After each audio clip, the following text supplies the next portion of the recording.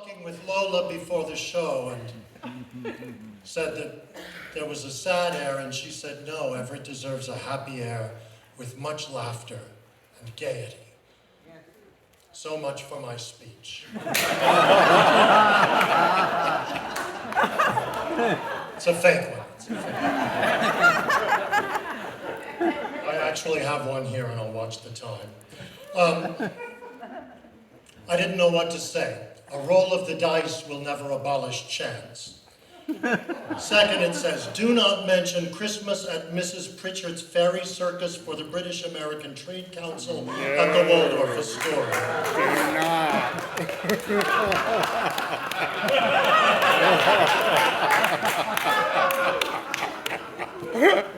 Charles Bush, I think you're actually out there. Now it's uncomfortable. I want you to know, Ev mentioned to me many times, but I think he was embarrassed to bring up to you, that private salon where you were hired to entertain, and you asked Ev's advice about the material. He's really sorry he told you to go ahead and use the Holocaust jokes.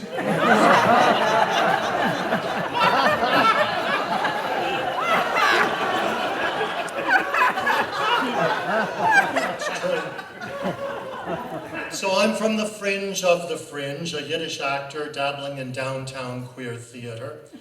But in my heart, I feel a little bit like an orphan today.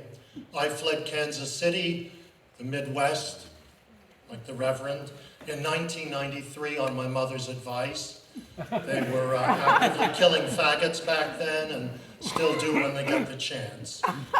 So I headed for New York City. I wanted to be part of the ridiculous theatrical company. I discovered them quite by accident for a class. I was looking for Blue Window by Craig Lucas, and I happened first across Blue Beard by Charles London. I said, this sounds so much more my speed. 93 gave me my first real-life ridiculous experience. I got to see how to write a play, fell in love with half the cast. They're here, they're still beautiful. And then I took Everett's first ever class. And at the end, we put up Turds in Hell. I played Carla the Gypsy Wildcat. That was the first and last time Everett ever let me don a dress on his stage. I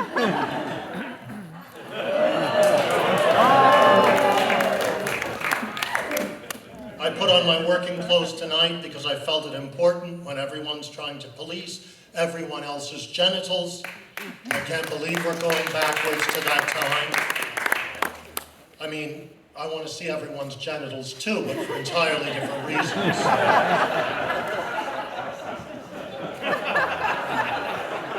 It was Ev's first class, but I learned a lot.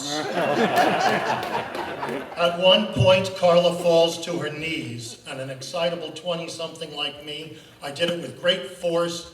Everett corrected me immediately. Be kind to those knees, darling.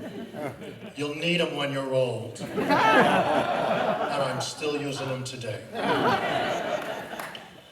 He also told me of his first time on stage, that Flossie Flanagan bit they told you about. He said they put me in a ratty wig and I didn't even have enough sense to put a flower in it.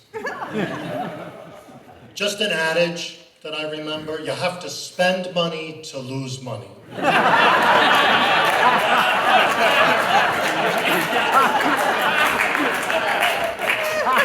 At another point, Mel Nieves was choking me, in character, of course. And Everett exclaimed, "This is the greatest way for an actress to die. Strangulation."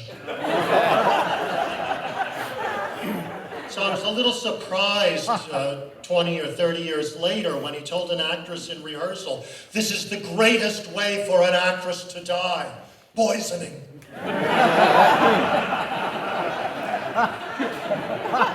I never heard him say the same of glioblastoma, but leave it to Ev to exit a la Betty Davis in Dark Victory.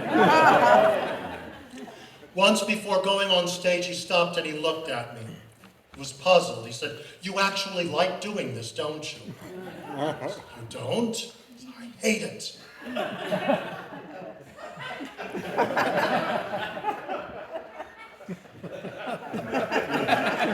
Take this down the street, see what you can get for it.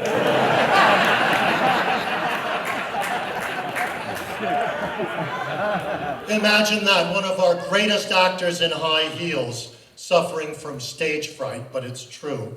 No, he'd prefer directing or writing, he said. He even preferred cleaning houses. It was calming, he said. Once I was going on about the unfairness of life, and if America honored artists as Japan does, Everett would never do housework. He'd get a stipend from the government. Oh, I didn't start that clock.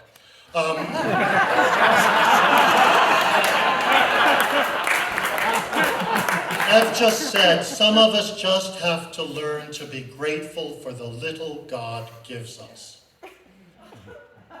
And I'm grateful for the time I got to spend with you, Everett.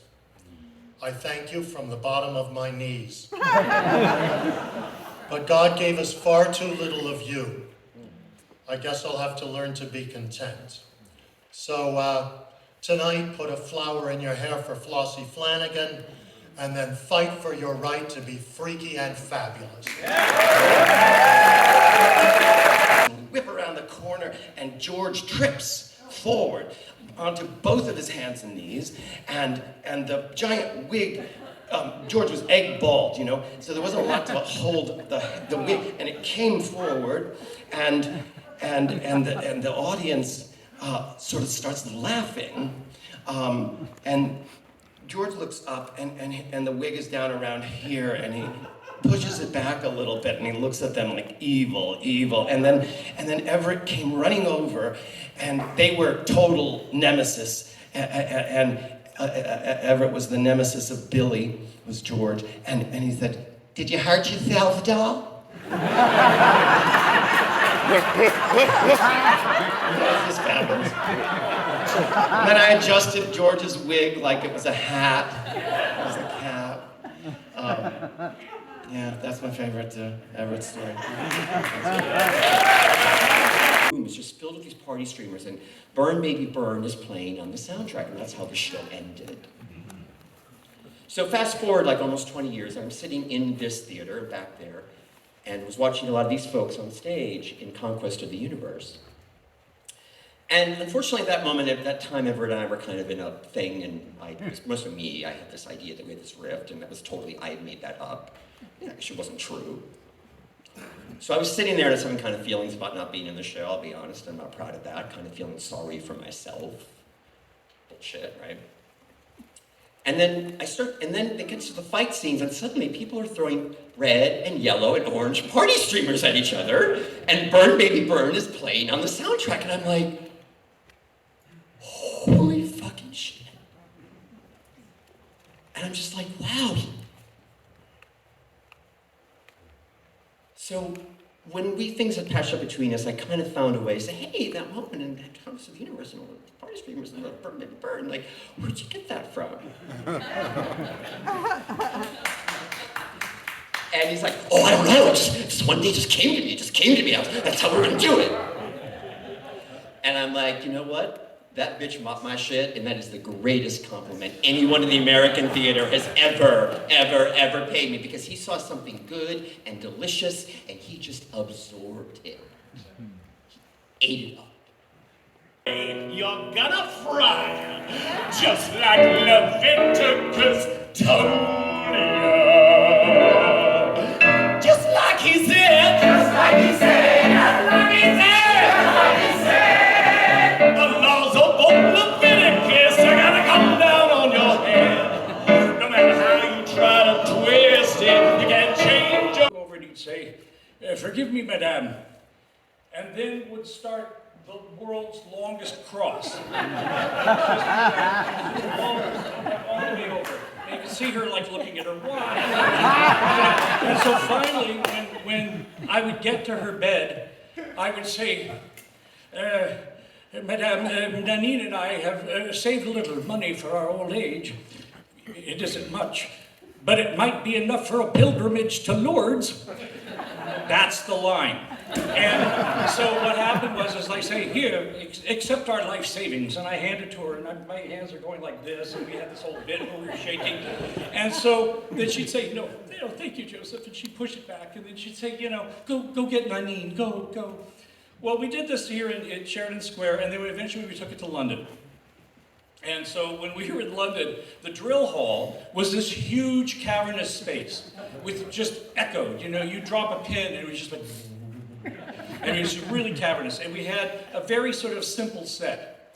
So we were doing the show, and we got to one night, we were in the middle of the show, and it got to my scene.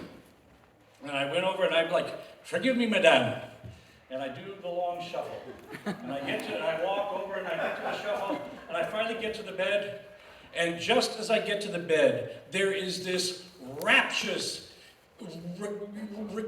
echoing fart. Just boom! And I look down at the bed, and Everett looks at me, and this bright red expression comes over his face, and he's looking at me. Well, I couldn't let that alone. So what I did was I turned slightly upstage, and I looked at Everett, and I stared him straight in the eyes, and I would start flaring my nostrils. I started going, and well, Everett at that point is trying not to laugh, and then she's putting her hand over her face, and she's doing this, and she starts like speeding up. Okay, Joseph, just go, just go, and she go get Nanine, go, and she pushes me out.